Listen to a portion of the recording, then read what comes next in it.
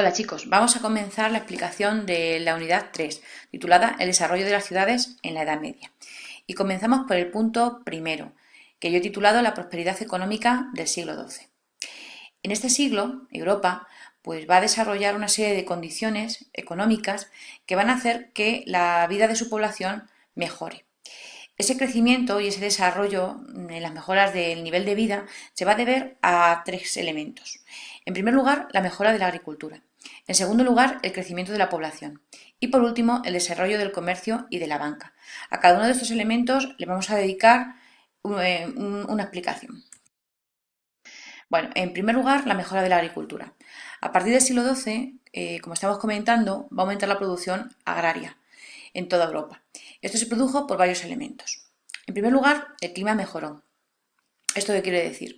Pues que se hizo más suave. Dicen los climatólogos, en concreto los paleoclimatólogos, que las temperaturas aumentaron durante este periodo, durante este siglo, unos 4 o 5 grados con respecto a periodos anteriores. Esto lo que va a provocar es que las cosechas sean más abundantes. En segundo lugar, se cultivaron nuevas tierras, tierras que estaban baldías. ¿Eso qué significa? Pues que no se ponían en cultivo, no se aprovechaban. Por ejemplo, los bosques o zonas pantanosas.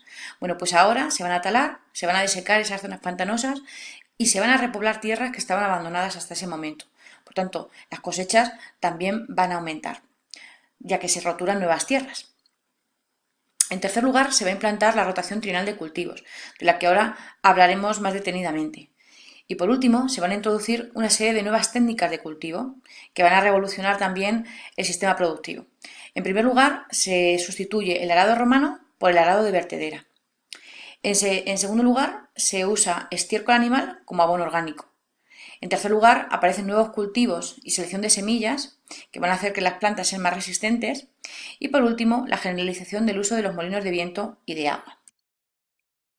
Bueno, para comenzar un poco la explicación de las transformaciones en el mundo agrario, os he puesto esta imagen que estáis observando aquí. En primer término, aquí concretamente, nos aparece, como estáis observando, un campesino que está labrando la tierra. Para ello está utilizando una yunta de bueyes y el arado de vertedera. Como veis, el arado es de madera, pero la vertedera es de hierro, logra profundizar mejor en la tierra y por tanto la cosecha va a ser mucho más grande porque la tierra va a estar mejor trabajada, va a entrarle más oxígeno y por tanto la planta va a crecer con más vigor. Aquí al fondo nos aparecen otros dos campesinos. Parece que están plantando árboles o una viña o frutales, no lo sabemos muy bien, ¿de acuerdo? Llevan como una especie de azadón, como veis. Este está haciendo los hoyos y este otro pues está poniendo el plantón. En esta otra parcela que os aparece aquí, que como veis está cercada por una especie de pequeña empalizada hecha de madera, nos aparecen dos campesinos más. Aquí al fondo veis que está tirando de dos bueyes, de una yunta de bueyes, también con otro arado de vertedera. Está arando.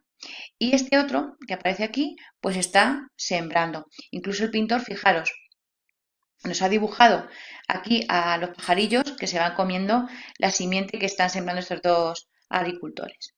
Al fondo aparece la ciudad, que como veis debía ser bastante grande y en último lugar aquí aparece el ganado con su pastor pues pastoreando. Seguimos. Bueno, otro de los elementos que hemos visto que va a hacer que la agricultura en este momento mejore y que los rendimientos agrarios también mejoren, pues es la rotación trienal de cultivos.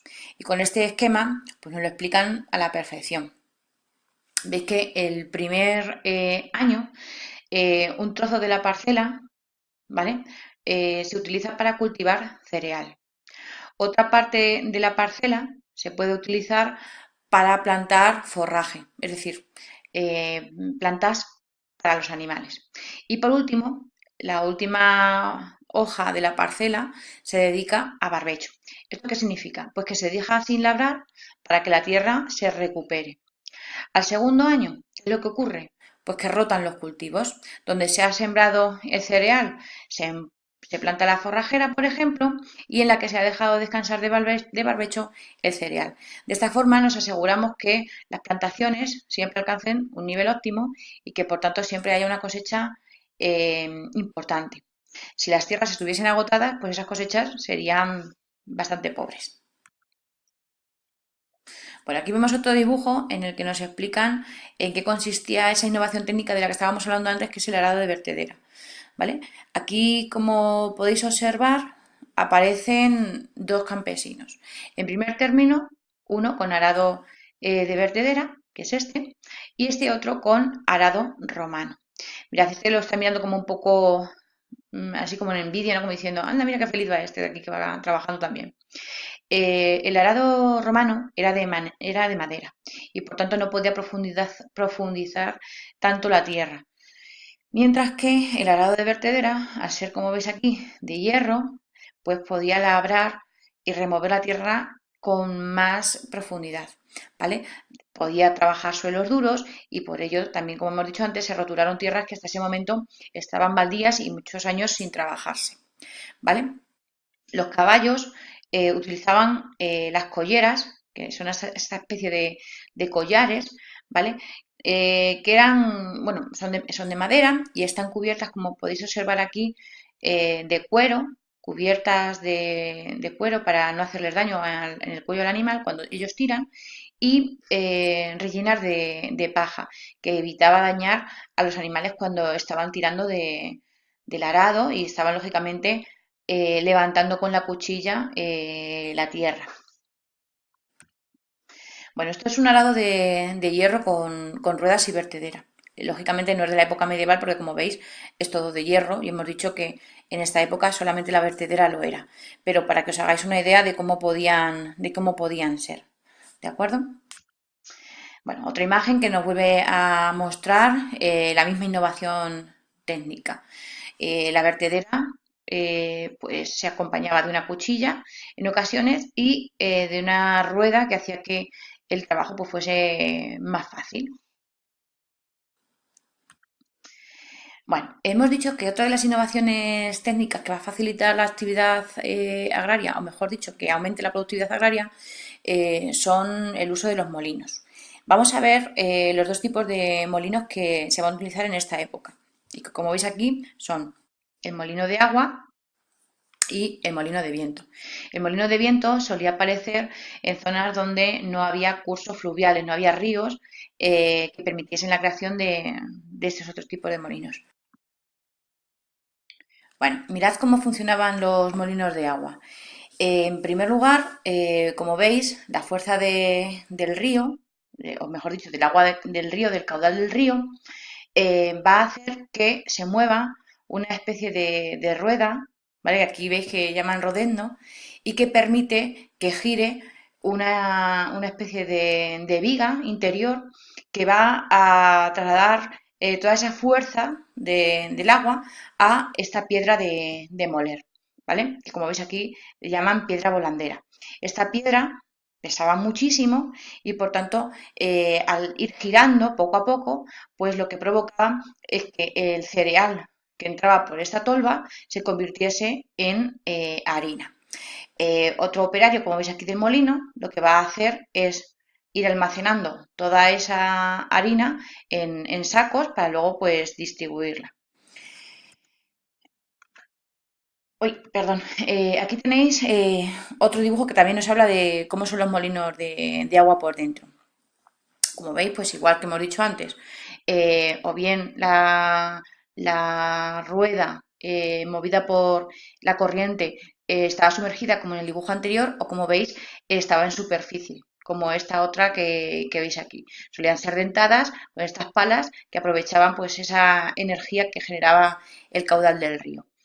Y que luego trasladaban, como hemos dicho, pues a este poste central que hacía girar estas piedras de moler, ¿de acuerdo? Como veis aquí en la tolva echan el cereal de nuevo y este otro operario pues ya recoge la harina molida hasta almacenarla. ¿El molino de viento cómo funciona? Pues igual. Lo que ocurre es que en este caso no utiliza la energía del agua, sino que lo que utiliza es la fuerza del viento. ¿Qué hace el viento? Pues mover estas gigantescas aspas que veis aquí, ¿vale? Que permiten que a través de estos engranajes, pues de nuevo, una gigantesca piedra de moler, pues muela el cereal y la convierta de nuevo en harinas. Bueno, visto ya el primer apartado, vamos a pasar al segundo, que es el crecimiento de la población. Y que este elemento también es muy importante porque permite ese desarrollo y ese auge que hemos dicho al principio. Bueno, como consecuencia de todo lo que hemos visto hasta este momento, toda la expansión agrícola y la mejora de la alimentación, la población, pues lógicamente, va a crecer, ya que va a aumentar también su resistencia a las enfermedades. La población más sana, porque es más fuerte, ya que está mejor alimentada, pues va a soportar mejor todo tipo de infecciones y de enfermedades que en otro momento le podrían causar la muerte. Este cambio pues, va a originar que la población crezca de forma bastante llamativa. En concreto, se pasa de unos 40 millones a unos 75 millones en menos de 2 siglos. ¿Vale? Esto provocó pues, un importante crecimiento, sobre todo, de las ciudades. Mirad, aquí tenéis una gráfica que nos lo muestra, ¿de acuerdo? Desde el año 1000 hasta el año 1300 aproximadamente. ¿Veis esta inflexión que coincide con el periodo que estamos comentando? El crecimiento es bastante llamativo. Bueno, en tercer lugar, nos queda hablar del desarrollo del comercio y de la banca. El comercio conoció un importante desarrollo a partir de este siglo, como estamos comentando también. Lógicamente, una población que demanda productos va a necesitar del comercio, porque hay que transportarlos de una aldea a otra o de un lugar a otro. Del mismo modo, los excedentes de producción, es decir, los productos que sobran después que ya se ha abastecido a la familia, eran vendidos en los mercados locales. También los mercaderes van a intercambiar sus productos en las ferias. Estos mercados eran excepcionales.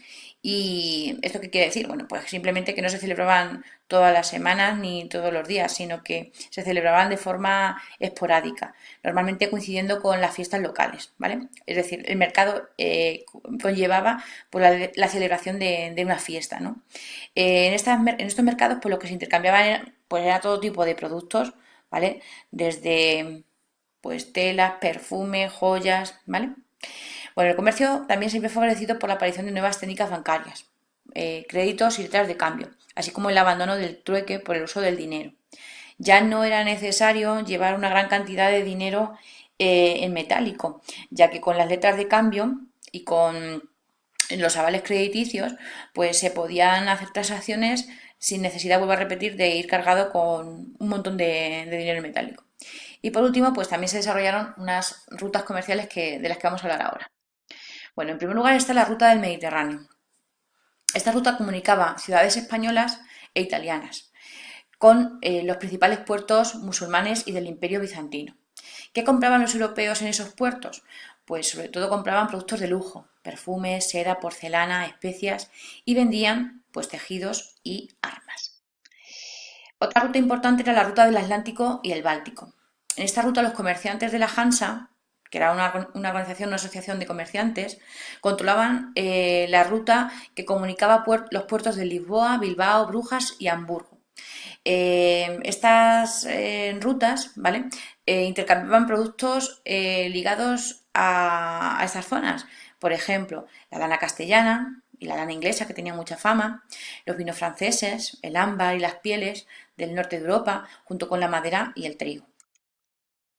Aquí vemos un poco el recorrido de estas dos rutas que estamos comentando, ¿vale? Como veis en morado nos aparece la ruta de la Hansa que unía países nórdicos del norte de Europa junto con toda la costa atlántica.